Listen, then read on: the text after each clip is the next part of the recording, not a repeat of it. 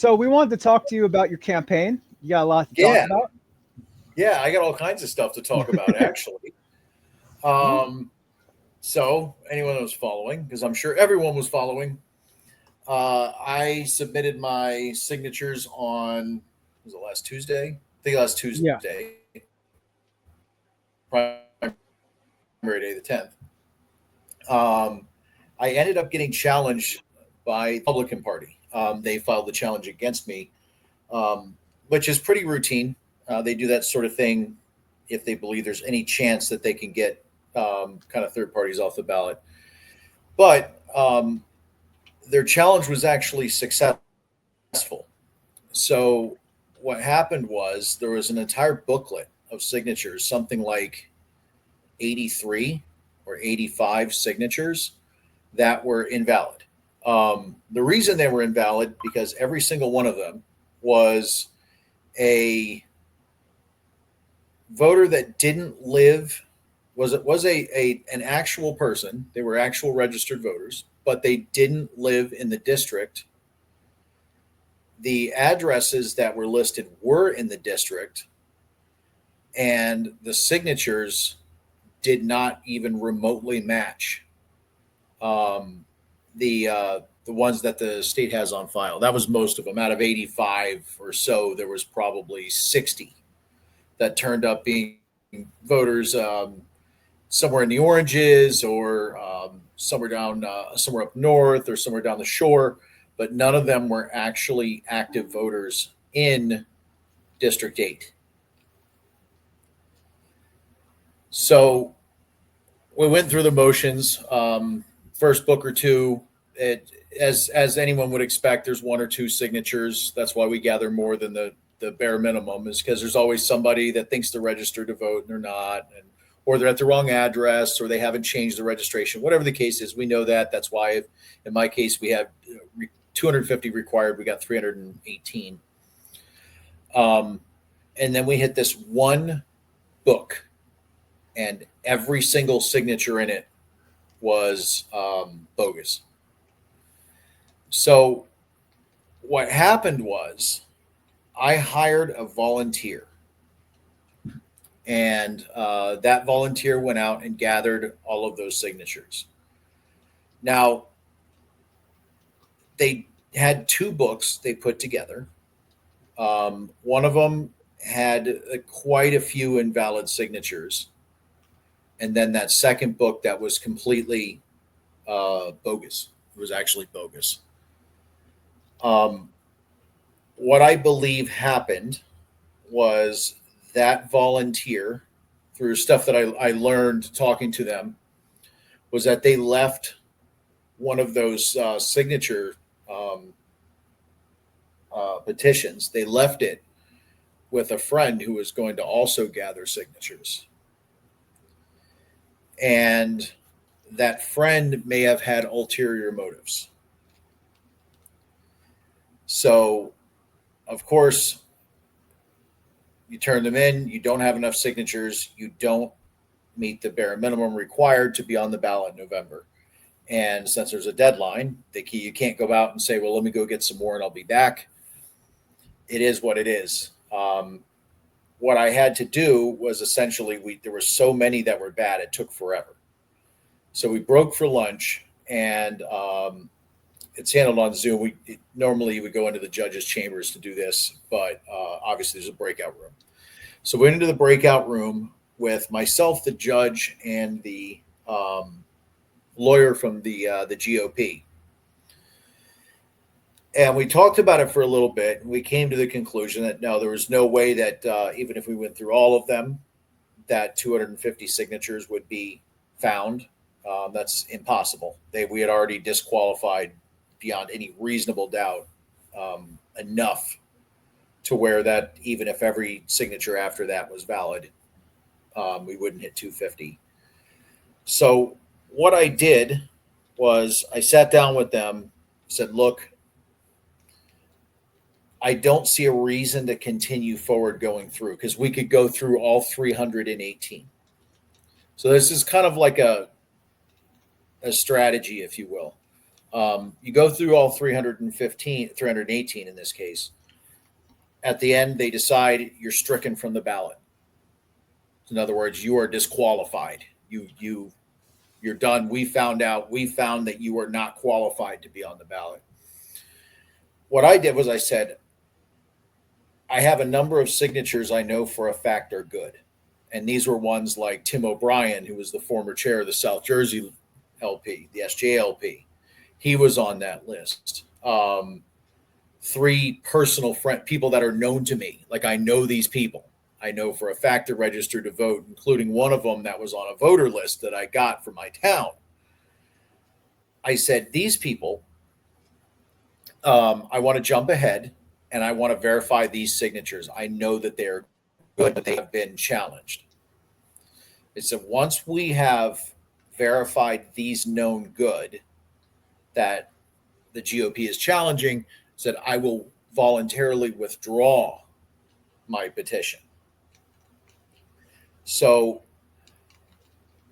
back from lunch, we sat down. All but one of those signatures that I asked to revisit ended up being good. One of them, I guess he's not registered to vote. Maybe he thought he was. Again, that does happen. But all those other ones that they challenged were good. And the reason I did that, because I wanted on record that these signatures even were known to me were being challenged by the GOP. So that is on the court record that these are known. I know for a fact these signatures are good. The idea behind withdrawing is to avoid being stricken. So it's kind of the difference between being found guilty and pleading no contest.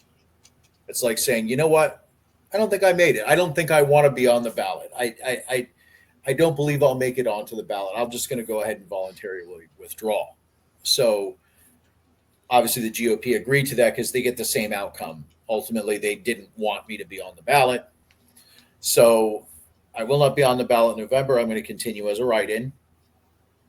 But I was not stricken from the ballot. I voluntarily withdrew my petition before it made it to the point where it was found to be invalid, essentially.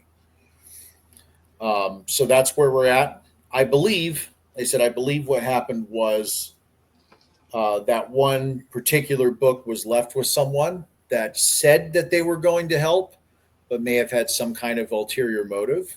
Now, who that person was helping other than me, we have no idea. Finger pointing is kind of stupid because it doesn't really gain anything. It won't change anything.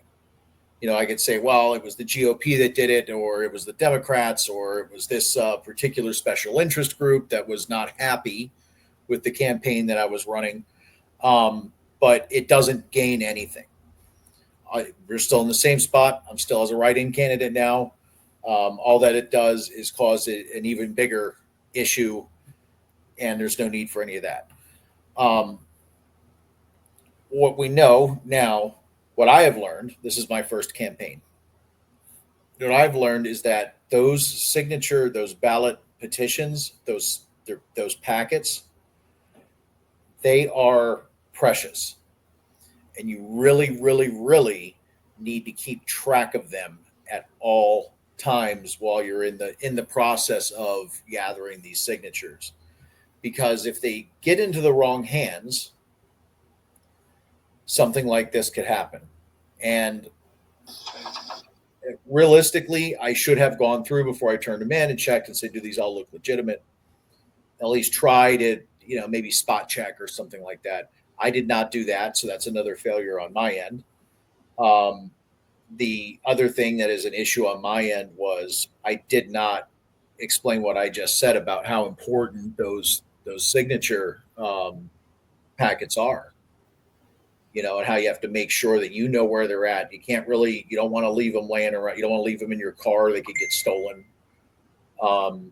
Anything like that. You really got to keep close track of them. If they're not in your possession, make sure they're in the possession of somebody that's trustworthy, Like, for instance, if I have Vic here gathering signatures for me, I can trust Vic that he's going to go gather signatures with me. Here's a packet. You can take it with you. There's no interest on his end to cause me any injury.